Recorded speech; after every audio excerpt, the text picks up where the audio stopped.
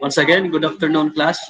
The topic for this afternoon is all about mode and manner of committing cybercrime. So in this topic, we will be discussing the different forms of cyber attack. Okay,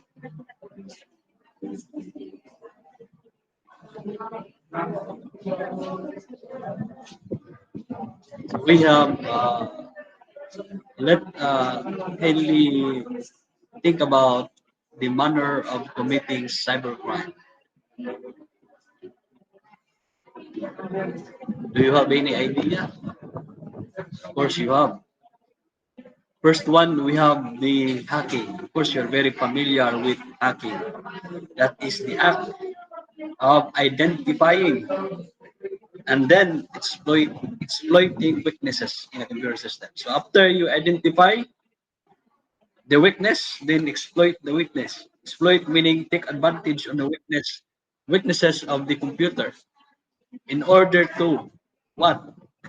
To gain unauthorized access to personal data or organizational data or personal information if specifically to a person and it is and access organizational data. Okay, so that is actually hacking, meaning a hacker or a person access a information in a computer system without authorization. So, okay, that is hacking. Hacking is actually illegal access under the law and under Republic Act in 175. The next one, the manner of committing cybercrime is theft of information obtained in electronic form or the online identity theft. Okay?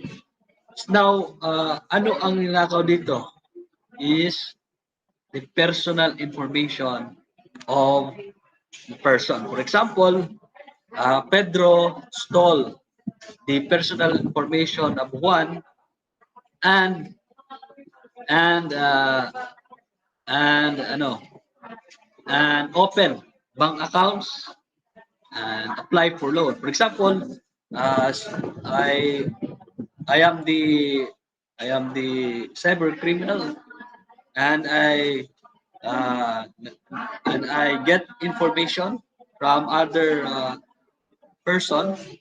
people at ginamit ko yung personal information nila para mag-open ako ng bank account gamit yung pangalan nila. Okay, mag-open ng bank account gamit ng pangalan nila. Once nag-open ako ng bank account, pwede na ako mag-apply for loan. Okay? So, hindi mo alam, if you are the victim, hindi mo alam, ginamit pala yung personal information mo. Okay? With the other person. Okay? Which is, it might be, can be the hacker, okay? Or the cyber criminal. Okay? So, that is online identity theft. And another example is when you have a Facebook page account, then the the offender uh, use your personal information like photos, your name, for example, your birthday, and use it to make another Facebook account.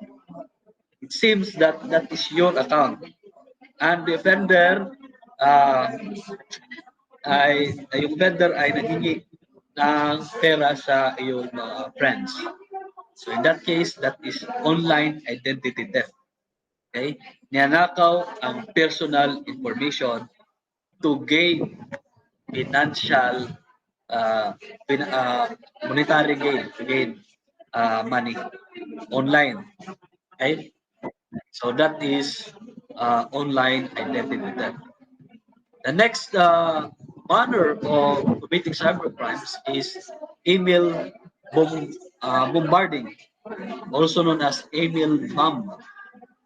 It is a form of denial service attack because it designs to overwhelm an inbox or messages, or by sending huge amount of messages or emails to a specific person or system. Actually, this manner of committing cybercrime has two types. Number one is denial of service attack. When we say denial of service attack, you cannot use anymore the services of the computer system. Like, for example, you have the issue email. Okay?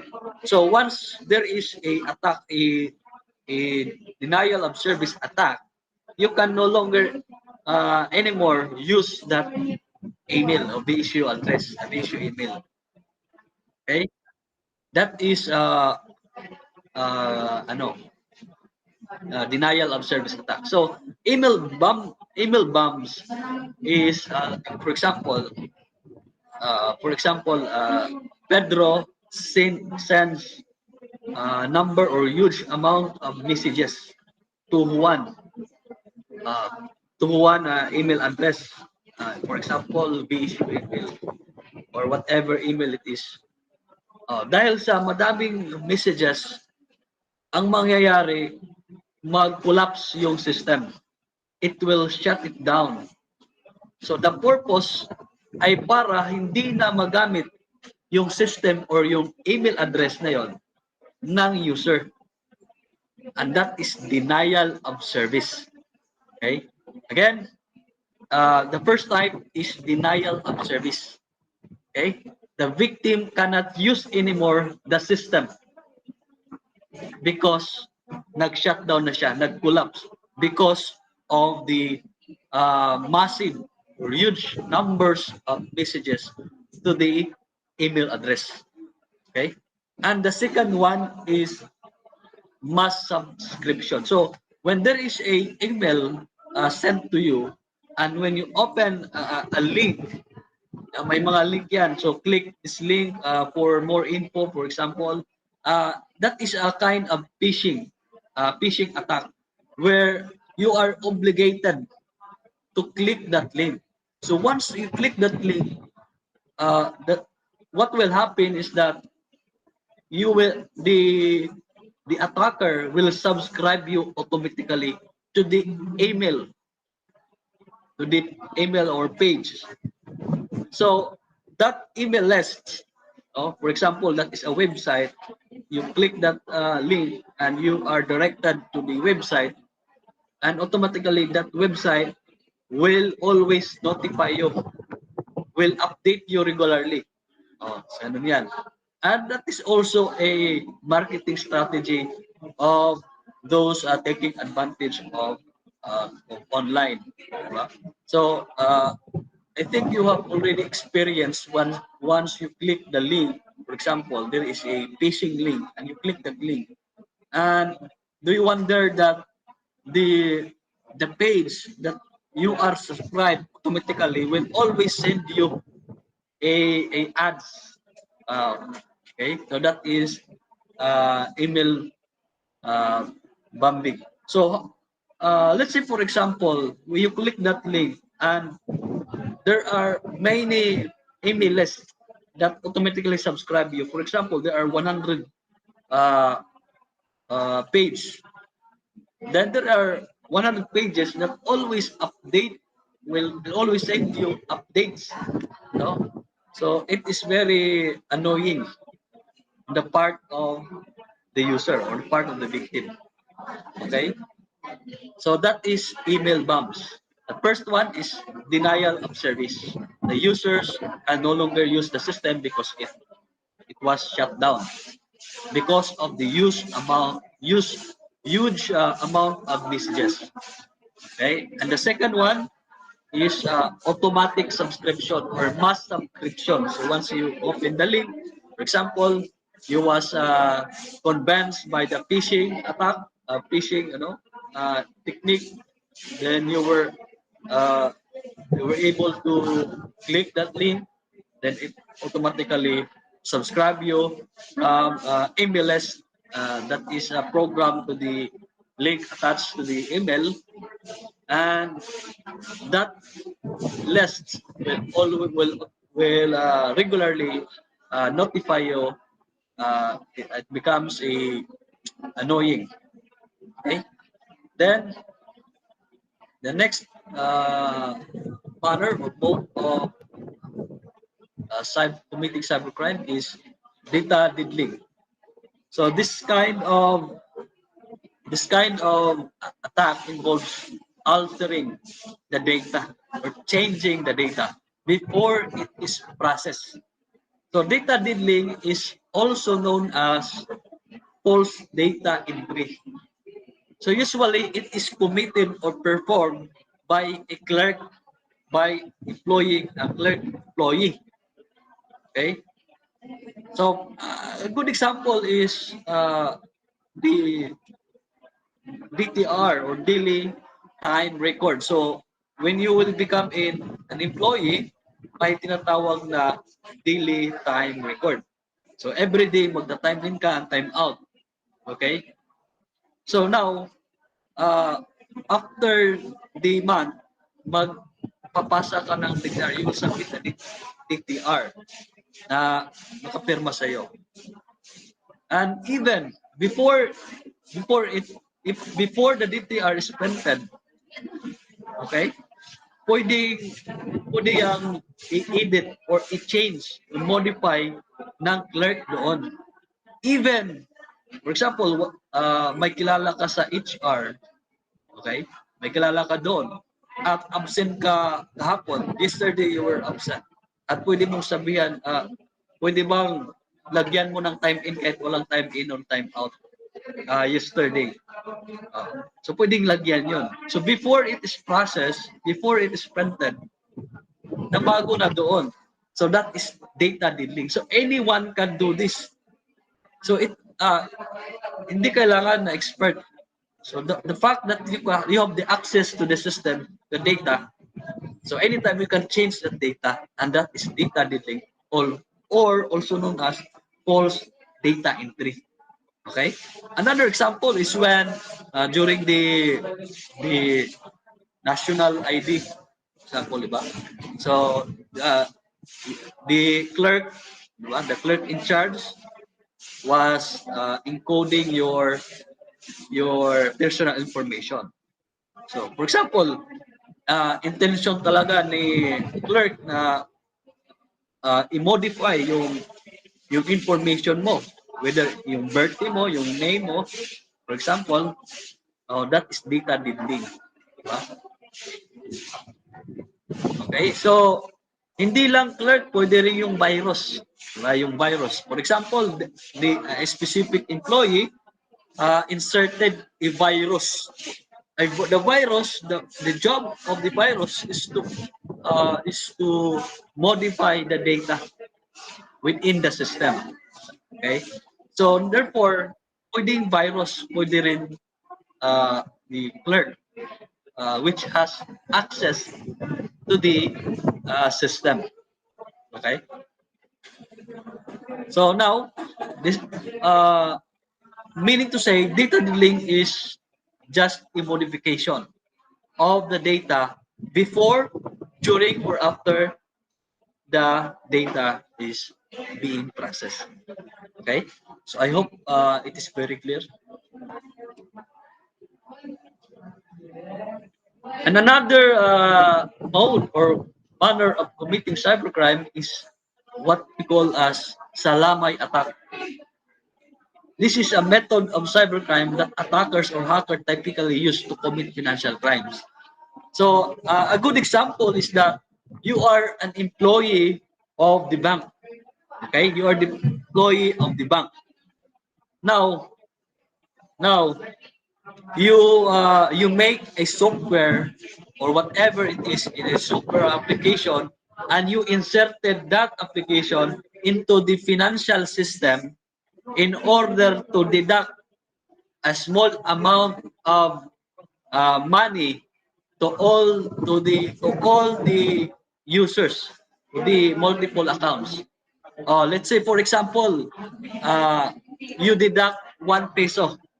1 peso every transaction. Every transaction of the user, the account bank user, may deduction na 1 peso.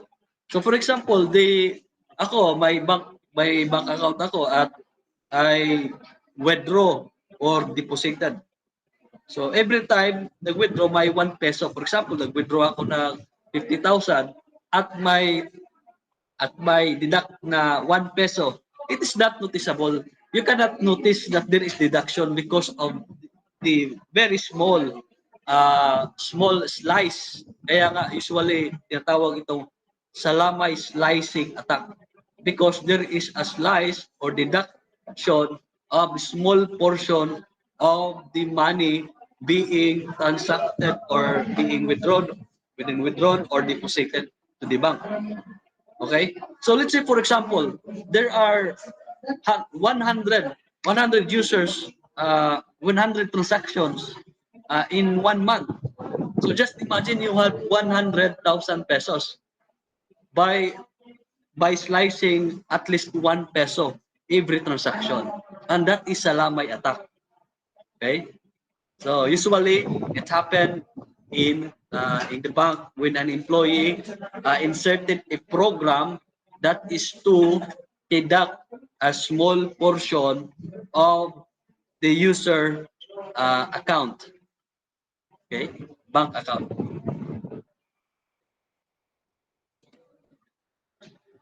Okay, and of course you are very familiar with denial of service attack. When it's in denial, you can no longer use the system or the machine, whether it is a machine or network or a website.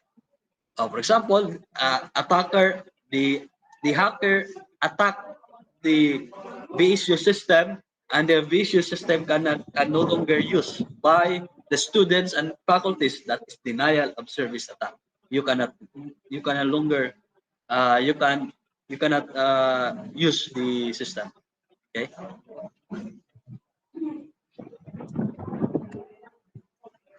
And of course, virus. You're very familiar with virus. Virus, a type of malware that enter networks by exploiting vulnerabilities, moving quickly from computer to another. So, yung mga virus yan.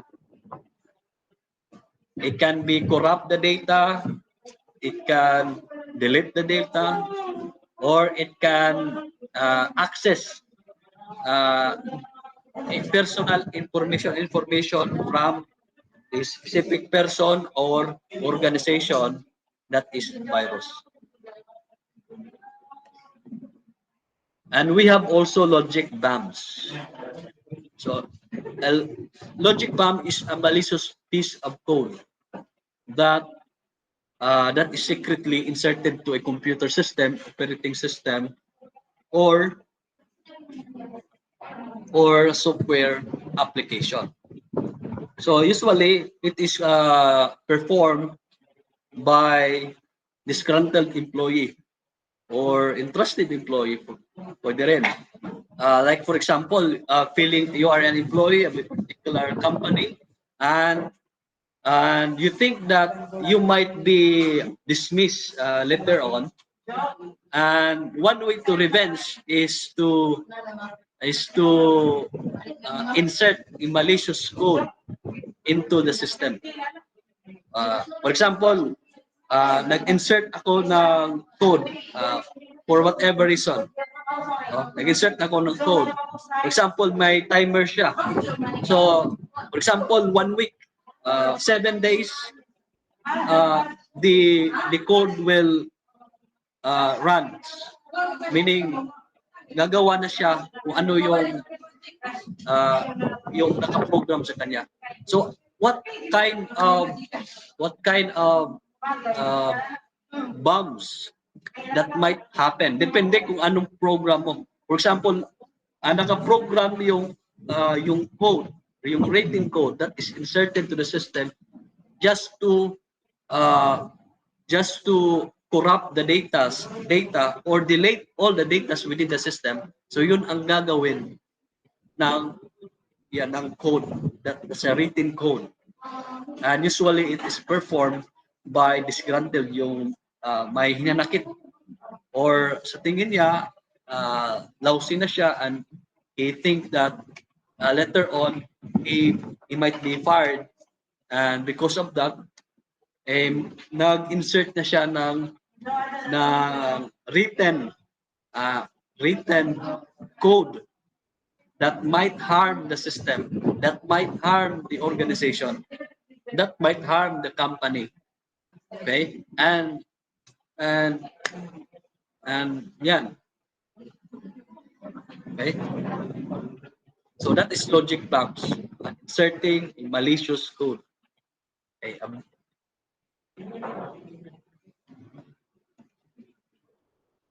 Okay, the next one is we have Trojan attacks, a type of malware that conceals its true content to fool a user into thinking it's harmless file. So a good example is when there is an attachment, diba? Attachment to a trusted, a trusted sender. Then you think that it is harmless when in fact there is a virus attached to it. And the function of the virus is to access your information within your system.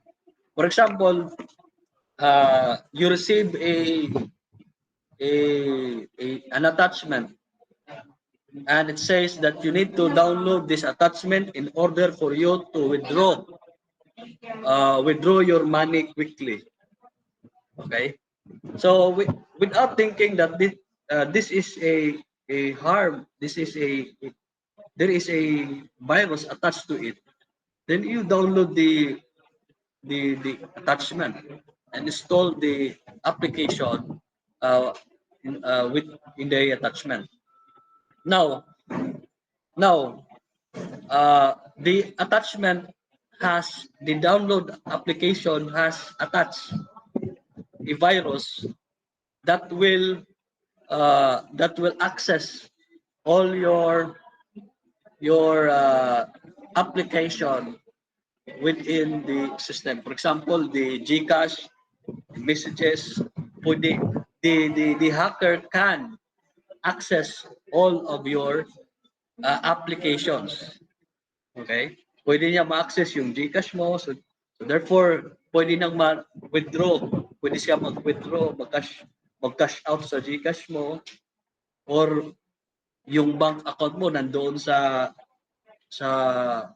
Android phone mo. They can also withdraw your money in your bank. Okay? So that is very dangerous. Okay? And a good example, this attack is there is a investment application wherein the users, members thereof, can gain a return of investment. Okay?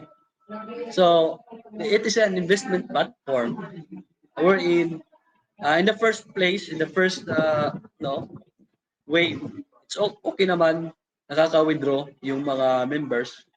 But later on, the customer service says that in order for you to withdraw your money quickly, you need to download this attachment. This is a software application that helps the members to withdraw their money quickly, to withdraw their investment. So not knowing that there is an attached virus to the application being downloaded by the members, and the members was surprised when their GCash money was transferred to an unknown account. Okay, why? Because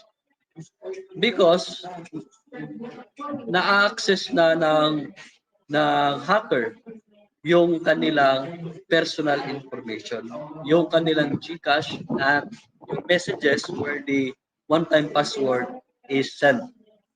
Okay? And that is Trojan. Trojan attack. That is a form of Trojan attack or Trojan horse. Okay?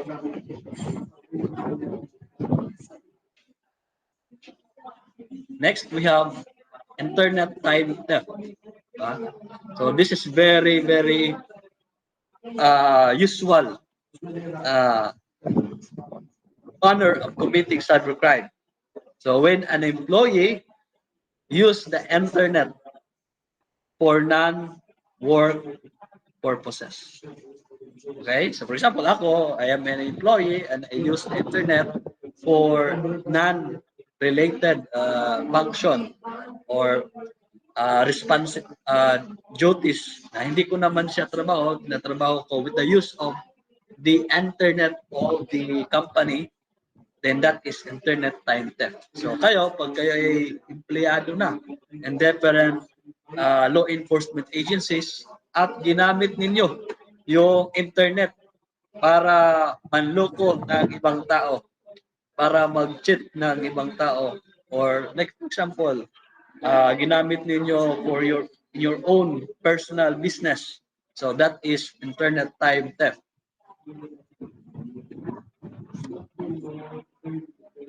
And lastly is web jacking. So uh, very easy to understand because the term jacking is to taking control.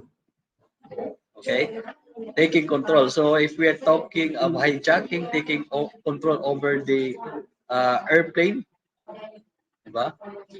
Carjacking, taking control over the car. And webjacking, of course, illegal seeking control of the website by taking over a domain. Okay, so in a website, it is limiting only on website webjacking. So we have we have mga websites like mga government websites, DSUV site, mga different schools may mga websites yan. So yung websites may domain, di ba? So as you can see, may mababasa kayong HTTPS. So that ang tawag diyan is domain. So yung